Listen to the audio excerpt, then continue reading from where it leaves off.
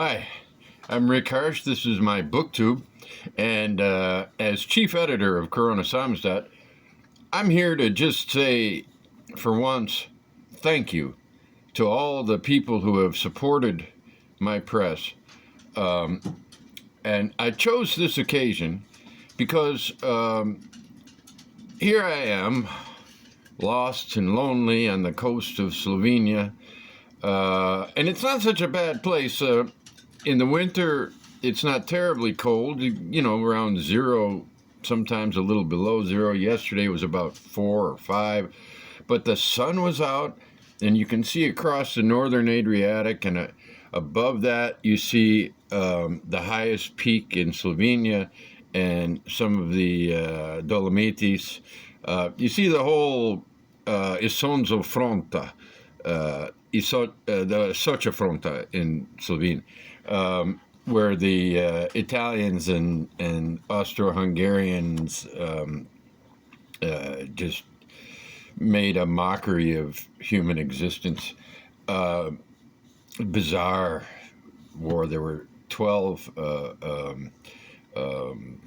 attacks, assaults. The Italians gained a little bit twice. I don't know how many people died anymore, 600,000, something like that. But the last one, Rommel, joined, brought the Germans in, and that was the one Hemingway wrote about. And Hemingway, was in on the big defeat that is signified by Caporetto, which Hemingway described as a little village with a campanile. Good description. Every single village in this area has one. So when I went looking for it, I found it very easily because I decided not to look for a village with a campanile.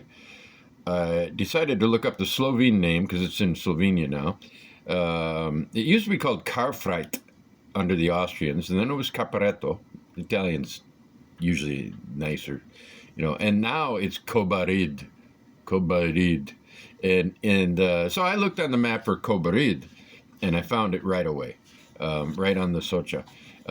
It's across the Socia from this mount called Krn, Krn, and it was on Krn that the front was narrowest. Winters were spent with the two sides exchanging things that they were short on. Guys got any toothpaste?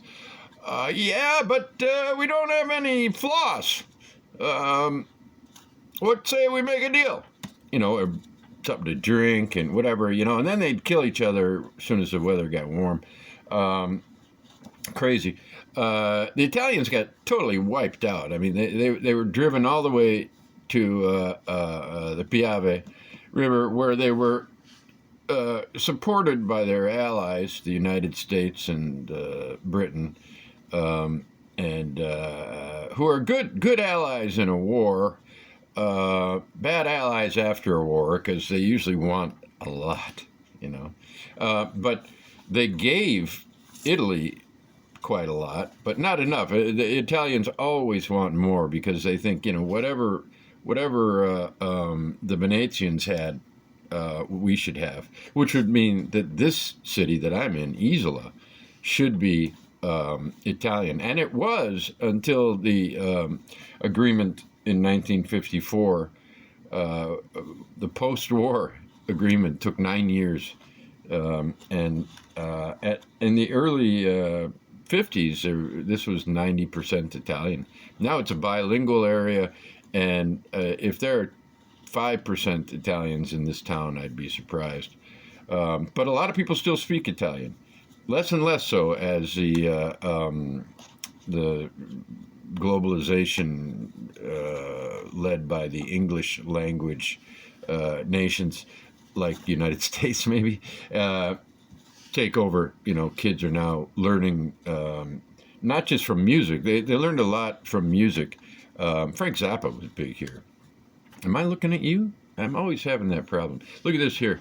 Look at this. Because this is what I'm talking about. and one reason I want to thank you all is because occasionally I publish books that are really, really great, but you don't know about it. You don't know, like, I've published, this is my fourth David Vardeman, but it's also the best. And it's a fat one.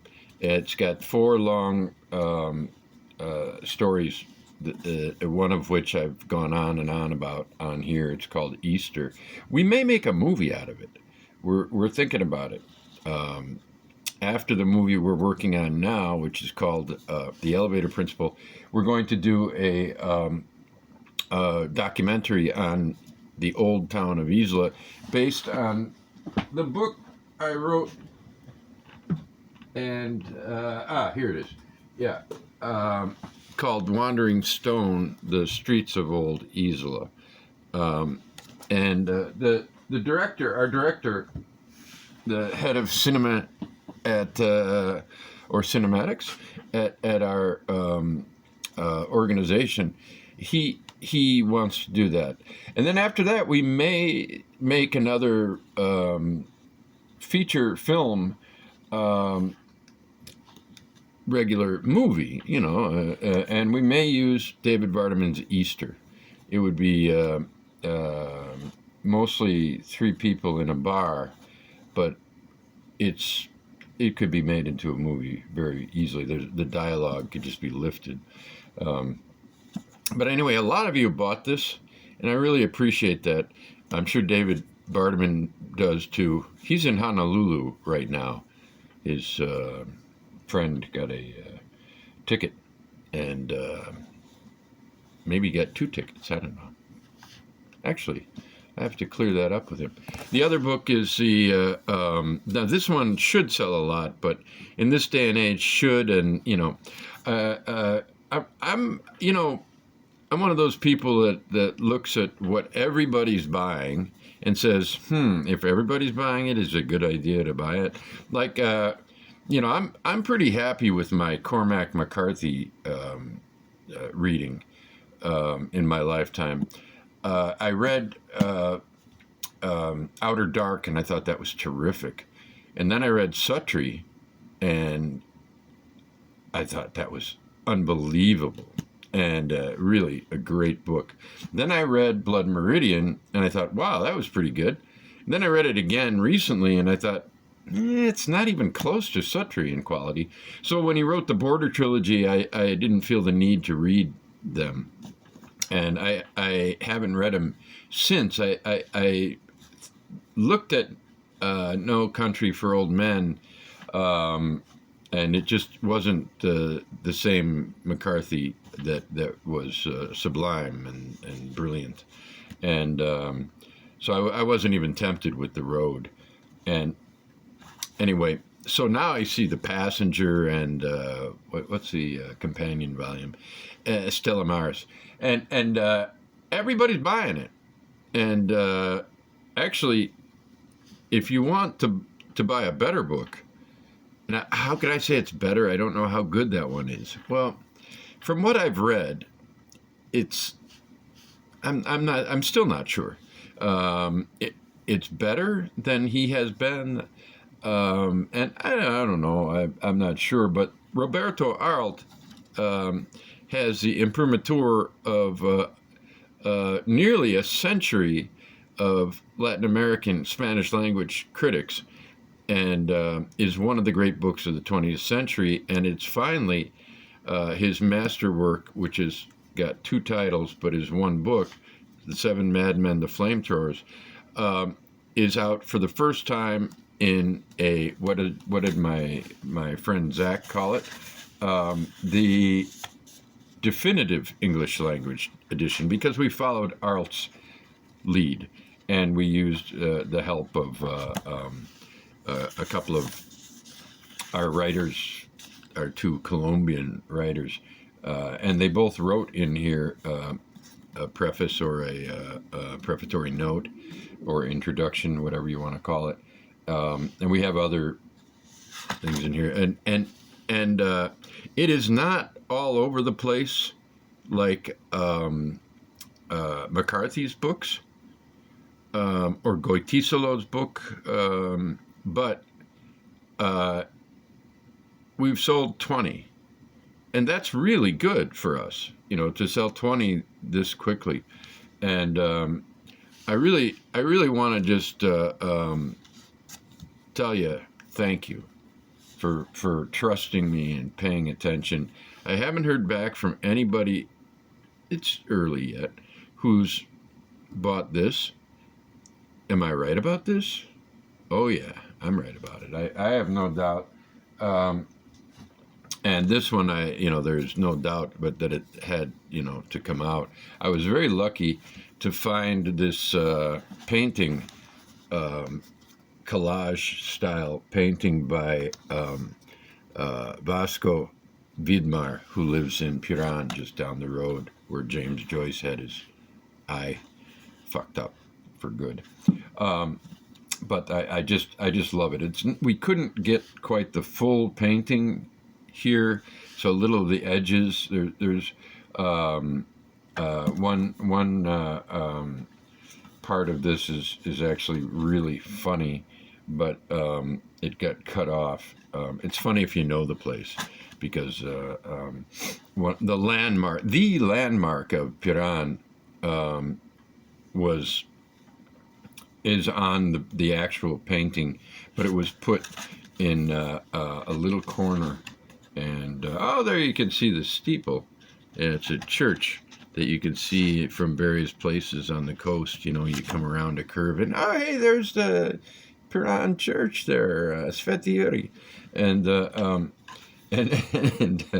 Vasco Vidmar put it way in the lower left-hand corner, so a little bit was cut off. But I chose it because it has an Arltonian feel of the chaos and the 20th century inventions juxtaposed with older things. And it's also similar in some ways to one of the famous painters of Argentina, whose name I forgot. But the lunacy and the chaos and anyway, I think it was perfect. But we had to include, because World War I spurred this book in a way, and so you have the from our old flamethrowers cover, you have the dog-headed man with the gas mask, and that actually worked very well here. And you have Roberto Arlet without any lines around the letters, so that Roberto Arlet can kind of blend into the painting. See, because here you have the flamethrowers, the seven madmen, with black around them, and but then you have Arlet, who kind of just blends in to the painting. Look there, I love that. I love that. Anyway, so thank you very much. And I did thank you a little bit by putting Vardeman. I gave you a little sale. That's still on. Geez, I better not try. But if you buy Vardeman, you get a free copy of my the Periplus of Spur Tank Road. If you buy this, you get this, and I don't think you're going to find a better book this year. Well, I mean, it's the test of time and all of that. It'd be like me digging, Ulysses out of a tomb and saying, "Hey, I found Ulysses! Hey, I got Ulysses! I'm going to print it. I don't think you'll find a better book this year." So it's not a grandiose thing to say. This book is going to be all over. Bye.